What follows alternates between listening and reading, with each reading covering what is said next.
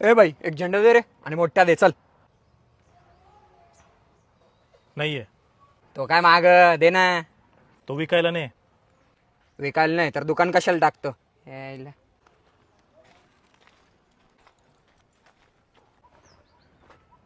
झेंडे विकायला नाहीत का दादा? नाही, जपायला आहे. आणि ते जपायची पात्रता असेल तरच विकत घ्या. म्हणजे अहो, जोपर्यंत झेंडे कर्तृत्वाचे शौर्याचे होते ना तोपर्यंत स्वराज्य बनलं जायचं त्याला. आता झेंडे फक्त दिखाव्याचे उरलेत. अहो, एकेकाळी स्वराज्य जपलं होतं या भगव्याने. आता आपलं काम नाही त्याला जपायचं. कोणाच्या हातात कशाला द्यायचे.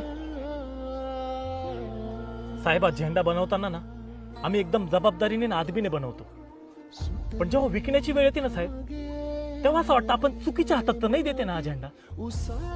बऱ्याचदा असं वाटतं नको या माणसाला हा झेंडा विकायला. त्याची पात्रताच नाही हा झेंडा हातात घ्यायची. असं वाटतं